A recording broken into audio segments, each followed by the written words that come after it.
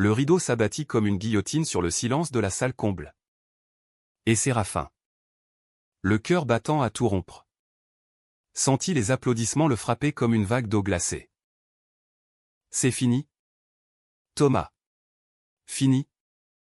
Ce mensonge sur scène, hurla-t-il dans l'ombre des coulisses, sa voix brisée par des sanglots qu'il ne pouvait plus retenir, tandis que les projecteurs s'éteignaient un à un, laissant le théâtre plongé dans une obscurité complice.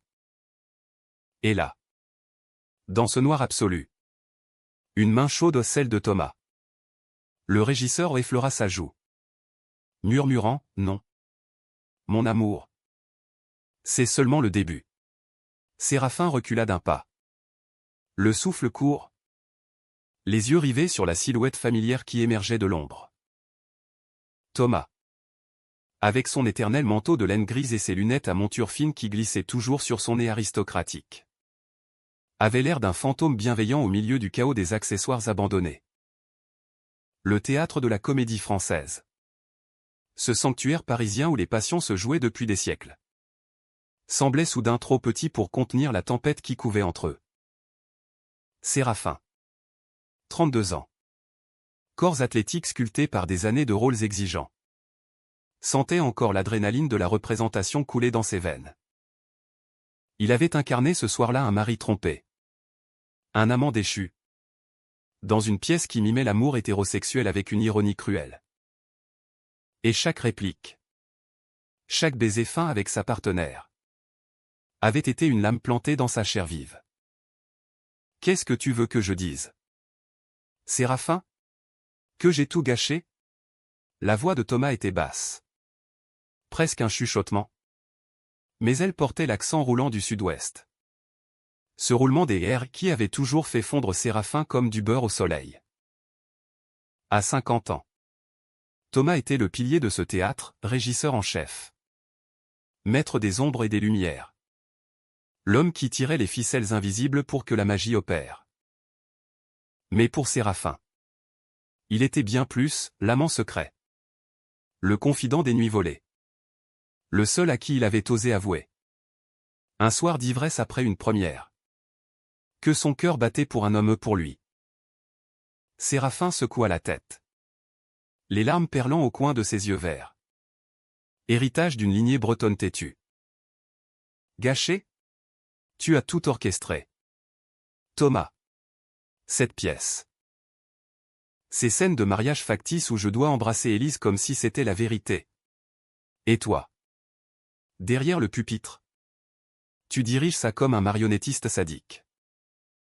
Je ne peux plus. Je ne veux plus jouer l'amour que je ne ressens pas. Il s'approcha. Leur corps se frôlant dans l'étroitesse des coulisses encombrées de cordages et de costumes pendants. L'odeur familière de Thomas, un mélange de tabac froid et de vieux livres l'enveloppa. Et pendant un instant, Séraphin oublia la rage qui le consumait. Dehors, Paris bruissait sous une pluie fine d'automne. Les lumières de la rive gauche dansant sur la scène comme des étoiles noyées. Le théâtre, niché dans le cœur du Marais, exhalait encore l'effervescence de la soirée, les échos des rires des invités au cocktail. Le tintement des verres de champagne. Les murmures des critiques qui disséquaient déjà la performance. Mais pour Séraphin, tout cela n'était qu'un décor. Sa vie réelle se jouait ici. Dans cet espace confiné où Thomas et lui s'étaient découverts 6 mois plus tôt. Lors des répétitions d'une pièce mineure sur les amours maudites du XIXe siècle. Un regard volé pendant une pause. Une main qui s'attardait sur une épaule. Et puis, l'explosion. Des nuits entières passées dans l'appartement haussmannien de Thomas. Rue des Francs-Bourgeois. Où les draps de lin froissé portaient l'empreinte de leurs corps enlacés. Et où les confidences coulaient comme du vin rouge, les peurs de Séraphin. Acteur prometteur mais hanté par les ragots du milieu, les regrets de Thomas. Veuf depuis 10 ans. Qui avait enterré son deuil dans le travail. Pourtant, leur idylle était une comédie fragile. Thomas, avec son autorité bienveillante, avait imposé la discrétion, le théâtre est un monde cruel. Séraphin. Un scandale? Et nous serons relégués aux oubliettes. Séraphin avait acquiescé. Trop éperdument amoureux pour contester. Mais ce soir, après la 100e représentation des Étreintes interdites, une pièce à succès qui mettait en scène des unions hétérosexuelles tumultueuses, la mascarade avait craqué. Élise, sa partenaire de scène, une beauté blonde aux airs de muse baudelairienne, avait glissé à son oreille pendant l'entracte, Séraphin. Chérie, on dit que tu préfères les hommes. C'est vrai?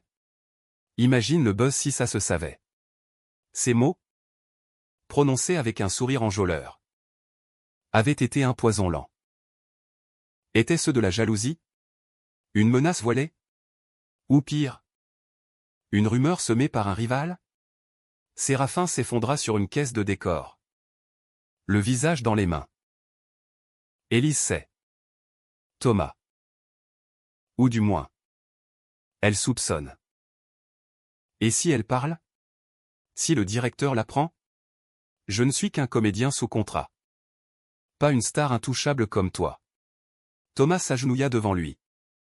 Ses mains calleuses marquées par des décennies à manier les cordes des cintres prenant celles de Séraphin avec une tendresse infinie. Alors? Fuyons. Demain. À l'aube. Direction la Provence.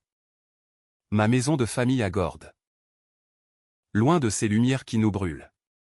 Les mots étaient fous. Impulsifs. Mais dans les yeux bruns de Thomas, Séraphin vit une lueur de vérité. Celle d'un homme prêt à tout risquer pour l'amour. Le lendemain matin, Paris se réveillait sous un ciel laiteux. Les boulevards animés par le balai des vélos et des serveurs en tablier blanc. Séraphin quitta son petit appartement du quartier latin. Un sac à dos jeté sur l'épaule. Le cœur serré par l'excitation et la peur. Il avait laissé une note à son colocataire, besoin d'air. Ne t'inquiète pas. Mais en réalité, c'était une fuite. Thomas l'attendait au pied de la tour Eiffel. Lieu ironique pour deux âmes en quête d'anonymat. Avec une vieille Peugeot cabossée prêtée par un ami. Monte, mon ange, dit-il en ouvrant la portière. Et Séraphin obéit. Riant pour la première fois depuis la veille. Tandis que la ville s'effaçait dans le rétroviseur. La route vers le sud fut un enchantement, les vignobles de Bourgogne qui s'étiraient comme des tapis verts.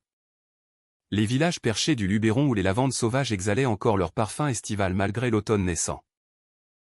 Ils s'arrêtèrent à mi-chemin. Dans une auberge isolée près d'Avignon. Pour un déjeuner volé, salade de chèvre chaud. Vin rosé frais. Et des regards qui en disaient plus que les mots. Raconte-moi ton premier amour. Demanda Séraphin. La tête sur l'épaule de Thomas. Tandis que le soleil filtrait à travers les volets mi-clos. Thomas hésita. Puis se lança, une histoire d'adolescence à Toulouse. Un garçon aux yeux noirs croisés lors d'un festival de théâtre amateur. Une passion brève et douloureuse. Étouffée par la famille conservatrice. J'ai appris à me cacher. Séraphin. À diriger les ombres plutôt que de les affronter. Et Séraphin. À son tour, confia ses nuits solitaires à Rennes. Où il avait fui un père homophobe pour les planches parisiennes. Rêvant d'un rôle qui le libérerait enfin. À Gordes. La maison de Thomas était un havre, pierre ocre chauffée par le soleil couchant. Olivrets centenaires qui murmuraient au vent. Et une terrasse où ils dînèrent aux chandelles. Cuisinant ensemble un gigot d'agneau aux herbes de Provence. Ce soir-là, leur amour s'exprima sans entrave, corps nu sous les étoiles. Rire étouffé par des baisers. Et des promesses chuchotées comme des serments théâtraux. Je t'épouserai ici. Maintenant. Si je le pouvais. Murmura Séraphin. Traçant du doigt les cicatrices invisibles sur la peau de Thomas. Mieux que n'importe quelle scène. Mais l'idylle fut de courte durée. 3 jours plus tard. Un appel de Paris brisa le charme. C'était le directeur du théâtre. Voix grave et pressante, Séraphin. Reviens immédiatement. Il y a un problème avec Élise. Elle accuse des irrégularités dans les répétitions. Thomas, entendant les bribes, blêmi. C'est elle. Elle a fouiné. Séraphin raccrocha, le téléphone tremblant dans sa main. La réalité les rattrapait. Tentaculaire, impitoyable. Pourtant, au lieu de fuir plus loin, ils décidèrent de rentrer. Main dans la main ou du moins, aussi près que la prudence le permettait. De retour à Paris, la tempête éclata. Élise, dans un café bondé du Marais, les confronta ouvertement. Thomas, tu voles mes scènes avec lui. Et Séraphin, ton petit secret gai. Le public adora. Mais pas le directoire. Ces mots étaient aiguisés. Motivée par une jalousie viscérale, elle avait aimé Séraphin. Ou du moins son image. Et la découverte de leur liaison l'avait consumée. Thomas, d'ordinaire si mesuré, explosa. Sors d'ici. Élise, ton chantage ne passera pas. Mais elle partit en riant, promettant un scandale. Les jours suivants furent un tourbillon, réunion d'urgence au théâtre. Où le directeur, un vieil aristocrate aux moustaches jaunies, feignit l'ignorance tout en glissant des menaces voilées. Le public attend de la pureté. Messieurs, pas de complications personnelles. Séraphin, rongé par le doute, se réfugia dans les bras de Thomas lors d'une répétition nocturne clandestine. Et si on arrêtait tout? Si je quittais la pièce? Thomas secoua la tête, les yeux brillants. Non. Nous allons jouer notre propre acte. Demande ma main sur scène. Devant tous. L'idée était folle. Shakespearienne, transformer la prochaine représentation en déclaration d'amour public. Séraphin, le cœur gonflé d'un mélange de terreur et d'euphorie, accepta. La nuit avant la première modifiée, ils se promenèrent le long de la Seine, sous les arches du pont des Arts, où des cadenas rouillés symbolisaient des amours éternels. Si ça rate, nous serons bannis, dit Séraphin. Alors, nous écrirons notre propre histoire. Ailleurs, répondit Thomas, scellant leur pacte d'un baiser sous la pluie naissante. La salle de la Comédie-Française était un chaudron bouillonnant ce soir-là. L'air chargé d'une électricité palpable que même les habitués, ces bourgeois en smoking et ces étudiantes en robe fleurie, ressentaient sans le nommer. Séraphin, dans les coulisses, ajustait son nœud papillon avec des doigts fébriles, le miroir lui renvoyant un visage pâle et déterminé, où les cernes soulignaient la profondeur de ses yeux verts. C'est maintenant ou jamais, se murmura-t-il, tandis que Thomas, posté à son pupitre de régisseur, hochait la tête en signe d'encouragement discret, ses lunettes reflétant les éclats des spots comme des étoiles captives. La pièce, étreinte interdite, reprenait son cours habituel, les décors de salon haussmannien se succédaient. Les dialogues ciselés par un dramaturge oublié résonnaient avec une fausse élégance. Séraphin entrait en scène. Son personnage, un vicomte tourmenté déclarant sa flamme à Élise, qui minaudait en robe de soie blanche. Incarnation parfaite de la fiancée idéale. Le public riait aux répliques ironiques, applaudissait aux baisers chorégraphiés. Mais ce soir, quelque chose clochait. Élise, les lèvres pincées, jetait des regards venimeux à Séraphin. Et le directeur, assis au premier rang, tripotait nerveusement son programme. Le climax approchait, la scène du mariage fictif, où le vicomte et sa promise échangeaient des vœux sous un autel illuminé de faux cierges. Séraphin, le cœur cognant comme un tambour de guerre, s'avança au centre de la scène. La lumière crut l'enveloppant d'un halo divin. Élise tendit la main, prête pour le geste rituel. Mais Séraphin s'immobilisa. Un silence de mort s'abattit sur la salle, seulement brisé par le froissement des éventails et les murmures naissants. Non, dit-il d'une voix claire, amplifiée par les micros cachés. Je ne peux pas. Pas comme ça. Élise blêmit, son sourire figé se craquelant comme du plâtre. Séraphin. Qu'est-ce que tu fais? C'est la réplique, siffla-t-elle entre ses dents. Mais il l'ignora, se tournant vers les coulisses, où Thomas se tenait immobile, le souffle suspendu. Thomas. Viens ici. Devant eux tous. Je préfère t'épouser. Toi. Que de jouer une autre scène de mensonge. Les mots tombèrent comme une pierre dans un étang, propagant des ondes de choc, rires étouffés. Hoquets de surprise. Et puis un tonnerre d'applaudissements sporadiques, vite étouffé par le chaos. Thomas hésita une fraction de seconde ou une éternité pour Séraphin, puis traversa la scène d'un pas assuré, son manteau claquant comme une cape de héros. Il prit la main de Séraphin, la serrant avec une force qui disait tout, l'amour, la peur vaincue, la rébellion. Oui, répondit-il simplement. Sa voix rauque d'émotion. Et la salle explosa. Certains crièrent bravo. D'autres sifflèrent. Mais la majorité, touchée par cette authenticité brute, se leva dans un ovation unanime. Élise, abandonnée au milieu du décor, ramassa sa traîne et fuit vers les coulisses, les joues en feu de rage et d'humiliation. Le rideau ne tomba pas ce soir-là. Au lieu de cela, Séraphin et Thomas restèrent là, sous les feux croisés des projecteurs, improvisant des vœux hachés, entrecoupés de rires nerveux. Je te promets les lumières et les ombres, dit Thomas, les yeux humides. Et moi, les répliques vraies. Sans script, répliqua Séraphin, scellant leur union d'un baiser le premier public, le premier libéré. La salle, conquise, scandait leur nom, transformant le théâtre en cathédrale païenne d'amour. Mais la nuit n'était pas finie.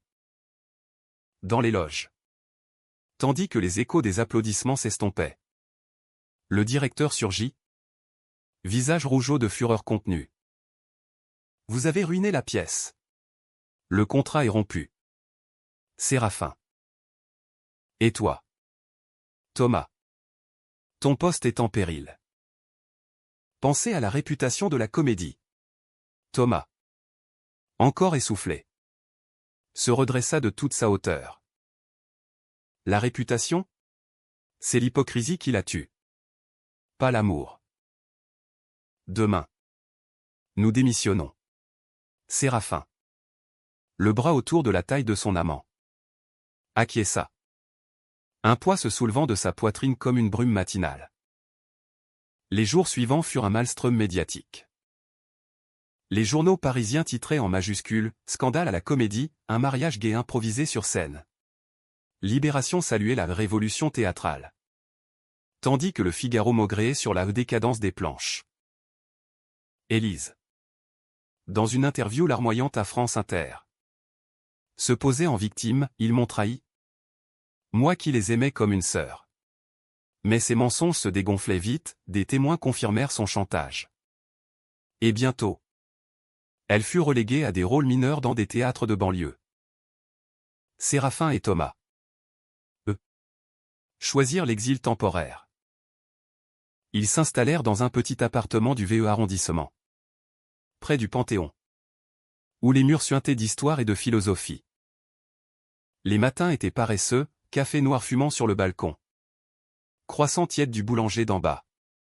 Et des heures à réécrire des scénarios ensemble, une pièce nouvelle, sur deux amants qui défient les conventions, inspirés de leur propre odyssée. Nous serons les auteurs de notre vie, disait Thomas, plume en main, tandis que Séraphin, nu sous un drap, le regardait avec une tendresse infinie. Pourtant, les ombres persistaient.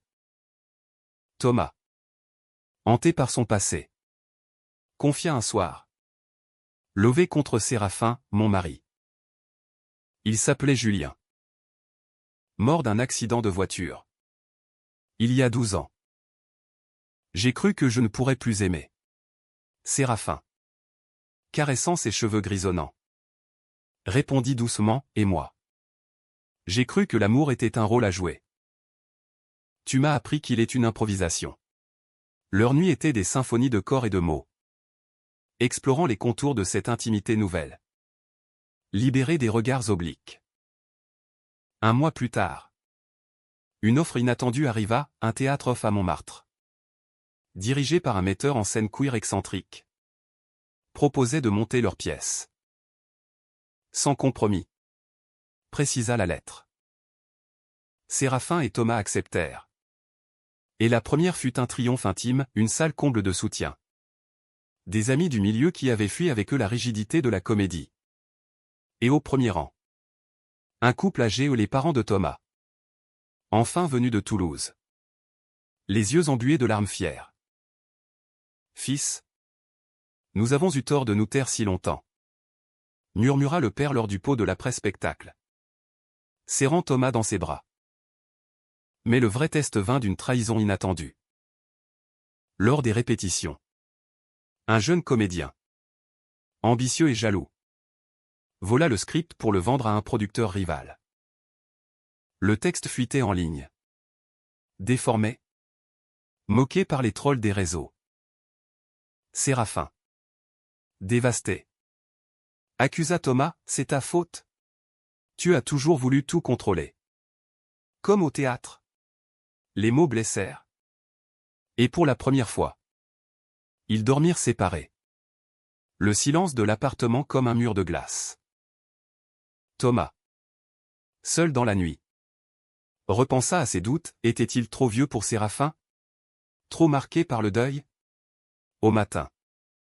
Il prépara un petit déjeuner somptueux brouillé aux truffes.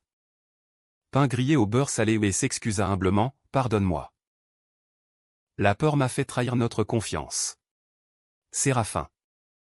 Ému. L'embrassa, nous réécrivons la fin ensemble. Pas de rôles imposés. Leur pièce. Baptisée Veut voler. Devint un phénomène, critiques élogieuses dans Télérama. Invitation à des festivals à Avignon. Et même un caméo dans un film indépendant. Séraphin trouva en Thomas non seulement un amant, mais un partenaire créatif. Leurs idées fusionnant comme des vins millésimés. Et un soir d'été. Sous les lumières tamisées d'un bistrot caché rue de Birague. Thomas mit un genou à terre, un anneau simple en argent gravé d'une réplique de leur pièce et demanda, Séraphin. Veux-tu m'épouser? Pas sur scène. Mais pour de vrai? Les larmes coulèrent. Le louis fut un cri de joie étouffé par un baiser. Leur mariage. Célébré dans une petite mairie du Marais entourée d'arc-en-ciel improvisés par des amis. Fut discret mais profond, velu d'une voix tremblante.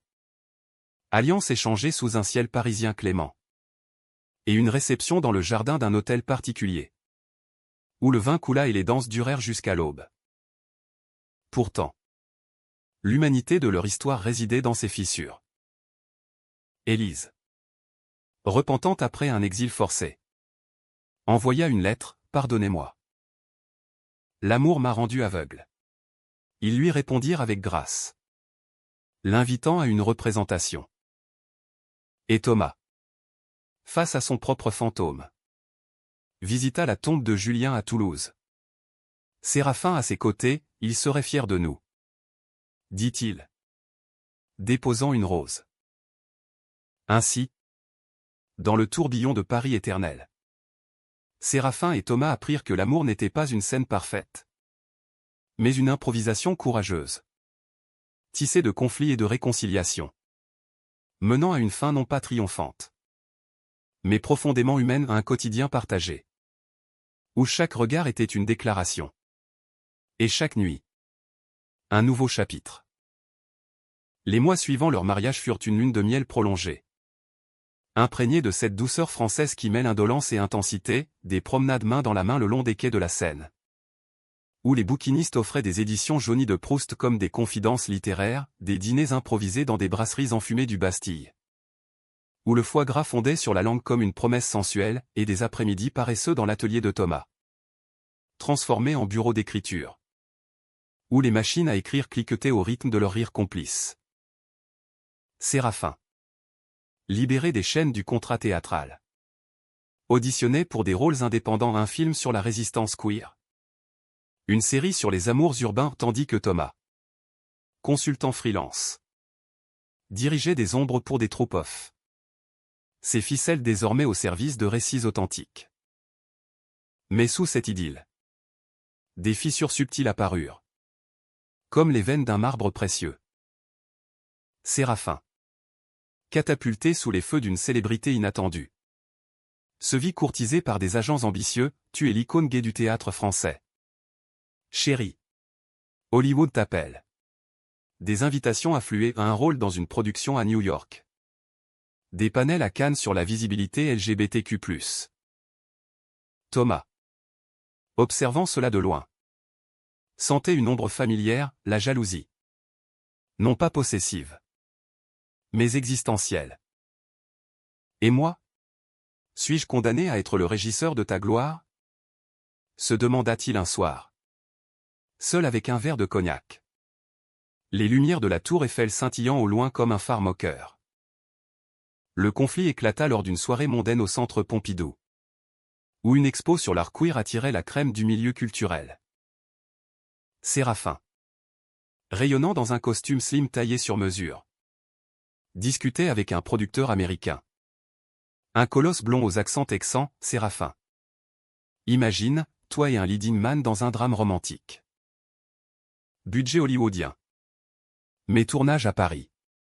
Thomas, en retrait près d'un buffet de fromages affinés, surprit le rire complice de Séraphin. Ce rire qu'il croyait sien. Quand Séraphin revint, les joues rosies par le champagne, Thomas ne put se retenir. Tu vas accepter, n'est-ce pas? Fuir vers les étoiles, me laissant dans l'ombre. Séraphin s'arrêta net, le verre à mi-chemin de ses lèvres. Thomas, c'est une opportunité. Pour nous. Pour financer notre prochaine pièce. Mais les mots sonnaient faux. Et la dispute s'enflamma dans un coin discret de l'expo, sous le regard indifférent d'une toile abstraite de Pierre et Gilles. Toujours les ombres pour moi. Tu m'as épousé pour jouer le rôle du mari fidèle. Ou pour vrai, lança Séraphin, la voix brisée par la douleur. Thomas, les poings serrés, répliqua, et toi? Tu m'as choisi pour l'exotisme d'un amour mature. Ou parce que je te protège de tes propres doutes?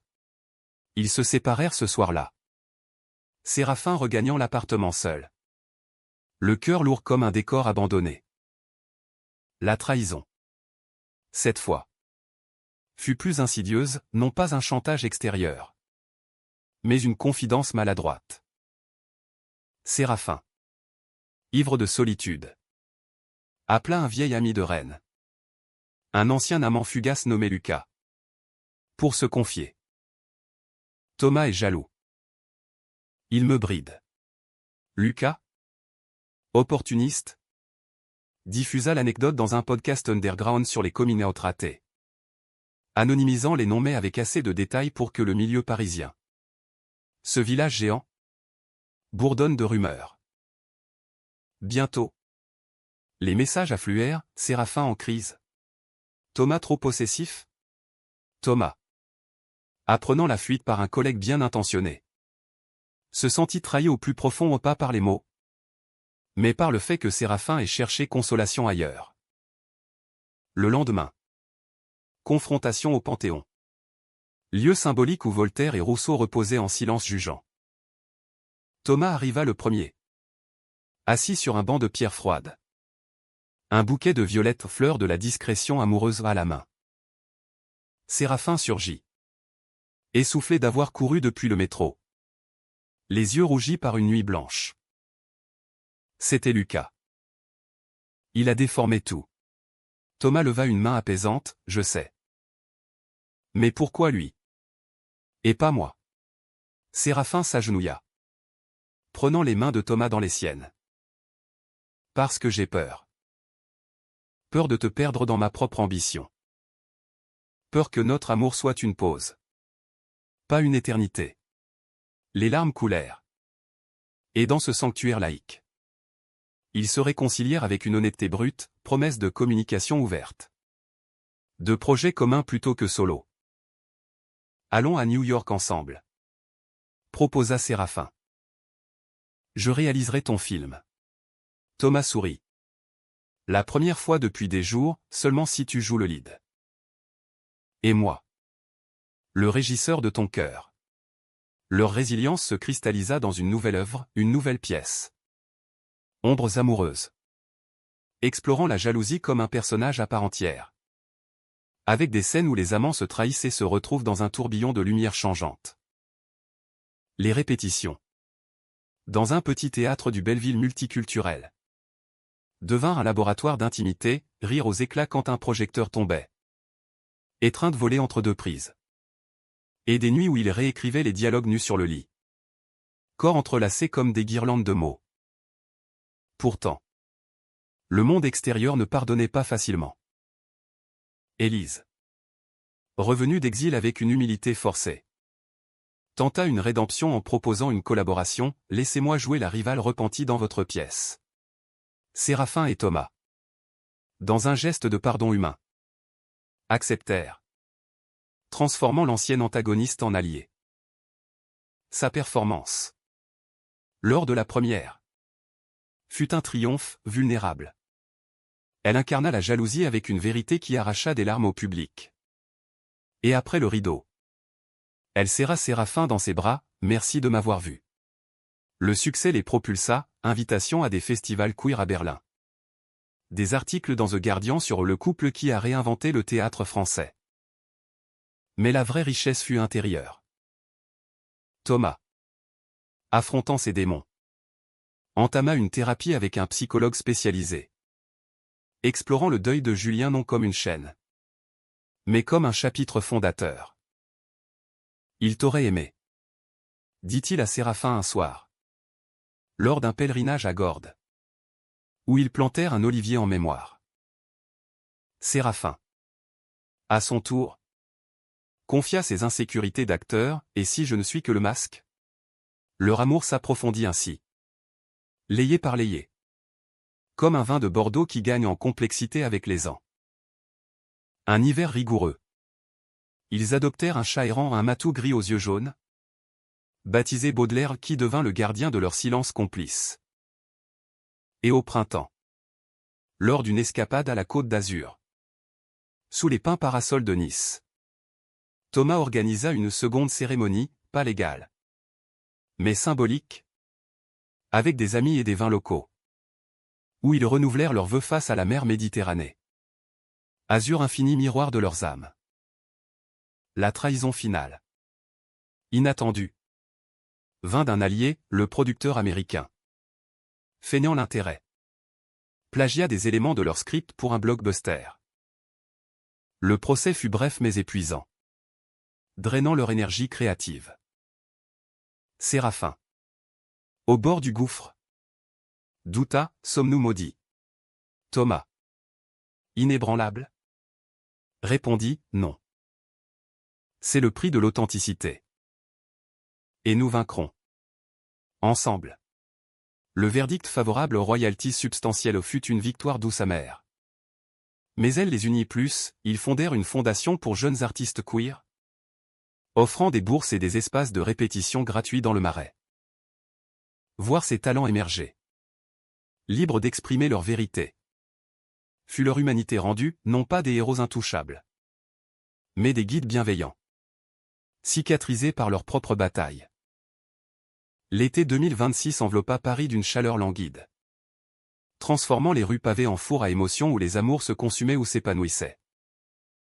Séraphin et Thomas, désormais piliers d'une scène théâtrale alternative, naviguaient ce climat avec une grâce acquise, des matinées dédiées à la fondation, où il rencontrait des adolescents timides avouant leur premier baiser volé, des après-midi à polir ombres amoureuses d'eux.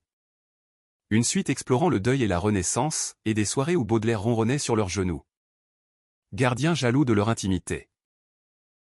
Pourtant, sous cette sérénité, un malaise sourd grandissait en Séraphin, une fatigue insidieuse. Des migraines qui le pliaient en deux lors des répétitions. Un ombre au tableau idyllique qu'il cachait à Thomas par peur de l'inquiéter. Le diagnostic tomba comme un coup près un matin de juillet. Dans le cabinet aseptisé d'un hôpital du Trocadéro, cancer du poumon. Stade précoce. Fumeur occasionnel. Mais le stress. Le médecin. Une femme aux lunettes rondes et au ton compassionnel. Prescrivit chimiothérapie et repos. Séraphin. Assis sur le bord du lit. Fixa le mur blanc. Pensant non à sa propre finitude. Mais à Thomas, comment lui dire que leur script commun pourrait s'interrompre? Il rentra seul. Prétextant une audition.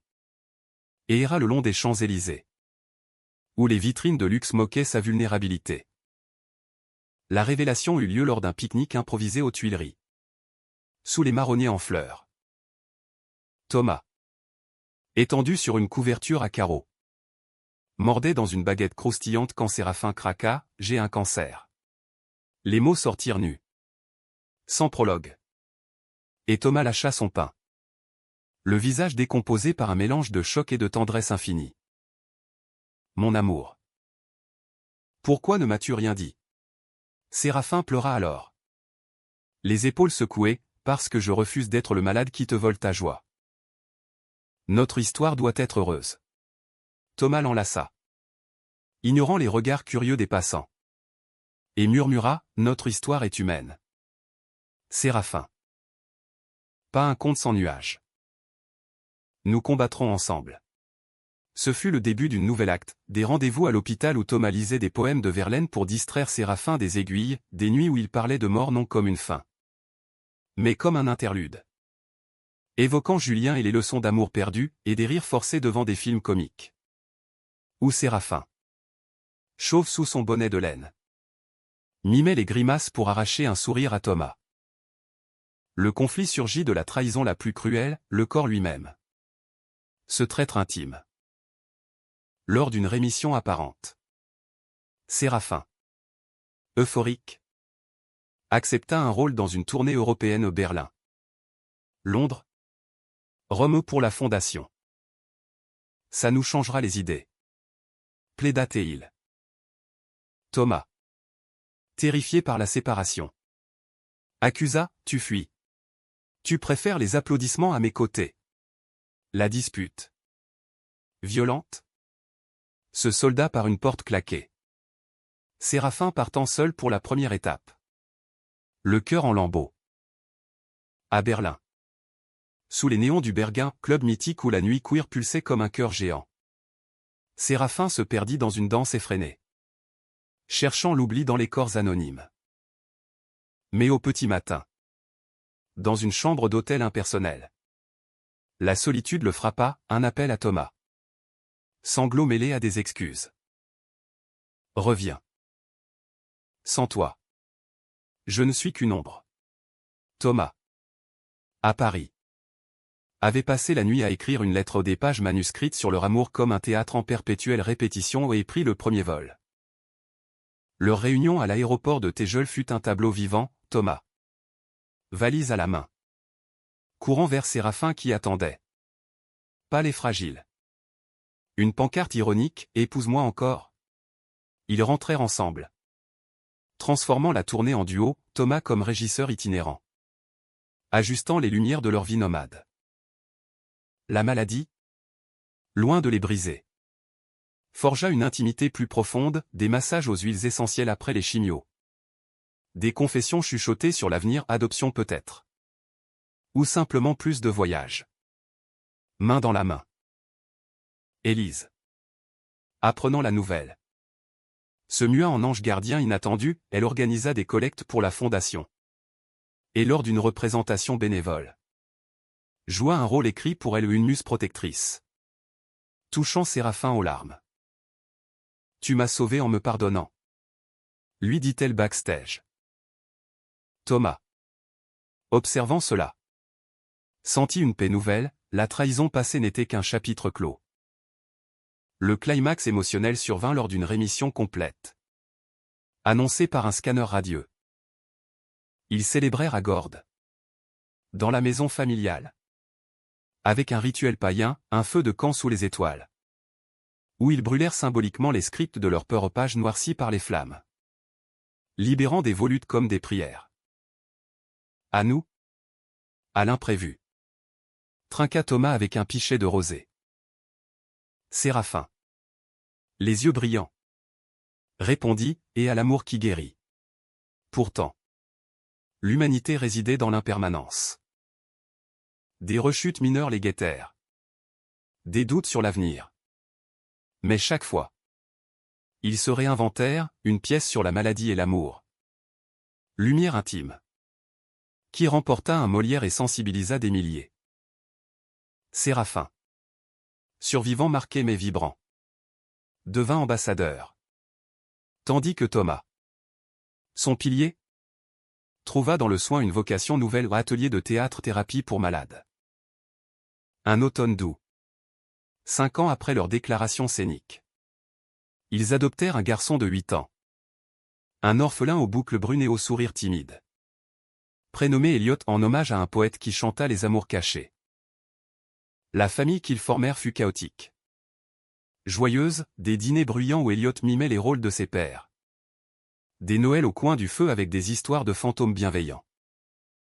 Et dans les silences, quand la maladie rôdait encore comme une ombre lointaine, Séraphin murmurait à Thomas, « Merci de m'avoir dirigé vers la lumière. » Les années s'écoulèrent comme les scènes d'une pièce maîtresse. Fluide et imprévue. Tissant le fil d'une existence où l'amour n'était plus un climax isolé, mais une trame continue. Elliot grandit en un adolescent espiègle. Passionné de théâtre comme ses pairs, à 16 ans. Il montait sa propre troupe au lycée, jouant des rôles androgynes qui défiaient les normes avec une audace héritée. Séraphin, guéri mais vigilant, alternait entre écran et planche, un biopic sur Cocteau où il incarnait le maître des ambiguïtés. Une série Netflix sur des couples parisiens modernes. Thomas, cheveux désormais pleinement argentés, avait troqué le pupitre pour une école de mise en scène, formant une génération de régisseurs queer à voir au-delà des scripts rigides. Leur appartement du VE, agrandi par un achat contigu, devint un salon ouvert, murs tapissés de photos au leur baiser sous la pluie au pont des Arts. Elliot bébé dans leurs bras lors d'un pique-nique à Versailles. Élise en guest star lors d'une première familiale. Les dîners du dimanche attiraient une tribu élargie, amis artistes, parents de Thomas enfin apaisés. Et même Lucas, le traître repenti, devenu scénariste attitré. À l'amour qui pardonne. Trinquait-il avec du champagne bien frais. Tandis que Baudelaire, vieux matou arthritique, ronronnait sur un coussin usé. Pourtant, le passé n'était pas effacé, il ressurgissait en écho doux amer. Une lettre d'Élise, postée de Lyon où elle dirigeait un théâtre local, annonçait son combat contre une dépression née de ses propres trahisons. Vous m'avez montré la voie du pardon. Merci. Séraphin et Thomas lui rendirent visite, transformant le voyage en pèlerinage, un atelier commun où Elliot joua face à elle, scellant une réconciliation générationnelle. La vie est une répétition infinie, philosopha dit Élise. Et Thomas acquiesça, serrant la main de Séraphin sous la table. Le vrai haut et bas vint 10 ans après leur union, lors d'une tournée triomphale de Vœux volés revisité ou une version augmentée avec hologramme et témoignages live de couples inspirés. À Rome, sous les arches du Colisée illuminé, Séraphin s'effondra sur scène, une rechute fulgurante, le poumon trahissant à nouveau. Le public, figé, vit Thomas monter. Non pour diriger, mais pour porter, il improvisa un monologue sur l'amour face à la mort, tenant Séraphin dans ses bras tandis que les lumières s'adoucissaient en un crépuscule théâtral. Pas de fin abrupte, conclut-il. Seulement un entracte. Les mois de traitement furent un purgatoire intime, hôpitaux parisiens au couloir labyrinthique. Où Thomas lisait des lettres d'encouragement aux des milliers. Glanées via la fondation Eliot. Adolescent stoïque. Composant des playlists de chansons gaies pour masquer les pleurs, et Séraphin. Entre deux nausées. Dictant des notes pour une autobiographie, l'amour n'est pas invulnérable, il est résilient. La trahison du corps força une vulnérabilité totale, Thomas avoua ses peurs de veuvage renouvelées. Séraphin confia son regret de ne pas avoir pu voyager. Promets-moi, si je pars. Vis sans ombre. Implora Séraphin. Thomas. Larmes aux yeux. Jura, seulement si tu restes pour diriger la suite. Miraculeusement. La rémission revint. Plus forte. Comme un phénix narquois. Ils célébrèrent par un sabbatique en Bretagne. Terre natale de Séraphin, falaise battue par l'Atlantique. Crêpes aux sarrasins salés de sel marin. Et des marches où il parlait d'Eliot désormais étudiant en art dramatique. Amoureux d'un garçon au dread et au rêve d'opéra. Nous avons créé une lignée. Murmura Thomas. Le vent emmêlant leurs cheveux. Séraphin sourit, pas une lignée. Une troupe. La fin ou plutôt. L'horizon de leur histoire fut humaniste dans sa simplicité, pas de happy end hollywoodien sans nuages. Mais une maturité où l'amour se mesurait en gestes quotidiens. À 60 ans. Thomas publia un recueil de souvenirs théâtraux. Dédié à Séraphin et Julien, aux régisseurs du cœur. Séraphin. À 45. Fonda un festival annuel au Marais. Scène d'amour libre. Où des milliers se rassemblaient pour des performances cathartiques. Eliot. Adulte accompli. Y présenta sa première pièce, un hommage voilé à ses pères. Sur des ombres qui dansent ensemble. Un soir d'automne. 20 ans après le baiser rebelle. Ils se retrouvèrent sur le pont des Arts. Cadenas brisé par la mairie mais esprit intact. La scène scintillait sous les réverbères. Paris murmurait ses secrets éternels. Je préfère encore t'épouser que jouer une autre scène. Dit Séraphin. Reprenant le titre de leur légende. Thomas rit. L'embrassant avec la fougue d'un jeune amant, et moi. Te diriger pour toujours. Ainsi s'achevait non leur histoire. Mais son chapitre parisien, un témoignage que l'amour gai. Cas dramatique et romantique. Triomphait non par absence de conflit. Mais par leur traversée trahison guérie. Passion ravivée. Une humanité tissée de rires. De larmes et d'applaudissements intimes. Dans le théâtre de la vie. Ils étaient à la fois acteurs et publics. Et le rideau? Levé pour toujours.